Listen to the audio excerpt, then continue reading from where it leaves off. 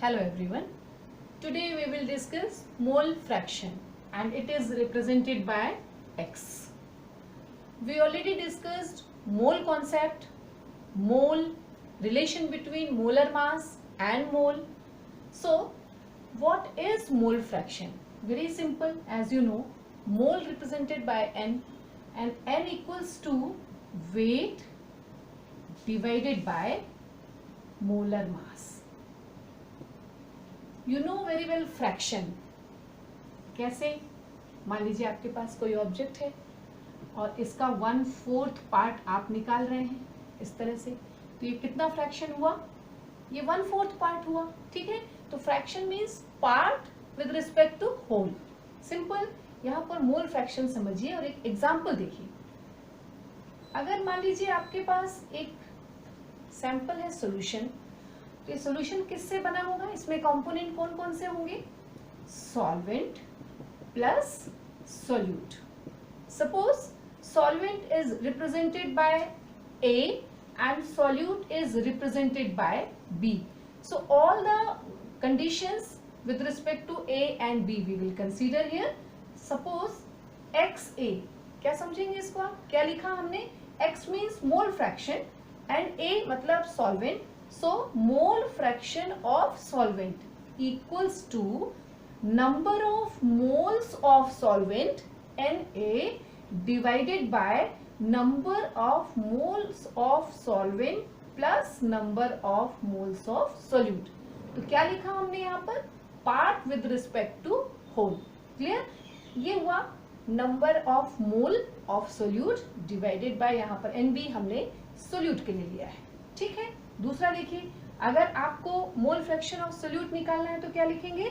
XB equals to NB divided by NA plus NB. Clear? अब number of mole कैसे निकालना है इसके लिए आपको ऊपर हिंट दिया जा चुका है. ठीक है. अब इस कॉन्सेप्ट को हम एक न्यूमेरिकल में अप्लाई करते हैं.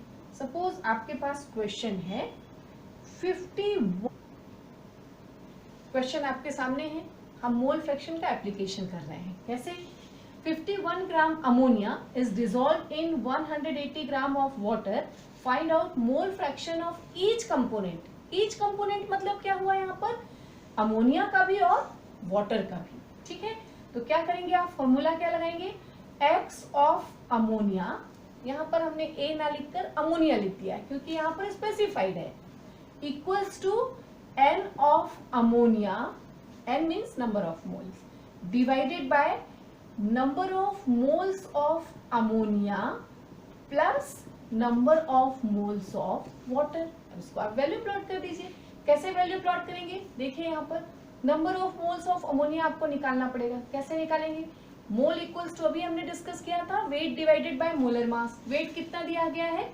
51 gram divided by molar mass. Ammonia का मोलर मास कितना होगा? एक रफ करके देख लीजिए. NH3 लिखा हमने. नाइट्रोजन का एटॉमिक वेट क्या होगा यहाँ पर? 14 प्लस हाइड्रोजन का कितना है? 1 मल्टीप्लाई बाय 3. सॉल्व कर लीजिए, आपको कितना मिल जाएगा? 17 ग्राम.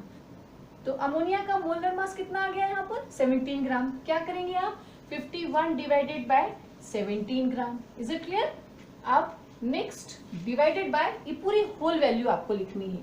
होल वैल्यू कैसे लिखेंगे? फिर से देखिए यहाँ पर 51 gram divided bye 17 plus number of mole of water. कैसे निकालेंगे? यहाँ देखिए 180 ग्राम दिया गया है. 180 डिवाइडेड बाय, अब वाटर का भी मोलर मास आपको निकालना पड़ेगा, वो भी एक्सरसाइज कर लीजिए. Water, so 1 multiply by 2. ये फास्ट इसलिए ले रहे हैं क्योंकि एक्सरसाइज आप ऑलरेडी कर चुके हैं. प्लस ऑक्सीजन का 16 इक्वल्स टू क्या आ गया? 18 ग्राम. तो यहाँ क्या लिखा हमने? 18. सॉल्व कर लीजिए. सिंपल. 17 3 सा 51, सो 3 मोल आ गए अमोनिया के, डिवाइडेड बाय 3 प्लस 18 10 सा 180 इक्वल्स टू 3 बाय 13. आप इसको चाहें तो और आगे सिंप्लीफाई कर सकते हैं. ये आ गया मोल फ्रैक्शन ऑफ अमोनिया. अब वाटर का कैसे निकालेंगे? यहाँ पर देखिए, आप बिल्कुल इसी कॉन्सेप्ट को लेंगे. X of water equals to, अब आप यहाँ पर वाटर कंसीडर करेंगे. हमने पहले ही सॉल्व कर लिया तो हम डायरेक्ट वैल्यू प्लॉट कर सकते हैं. So it will be 10 divided by 3 plus 10 equals to 10 by 30. ये आपके पास दोनों आंसर आ गए. समझ में आ गया आपको?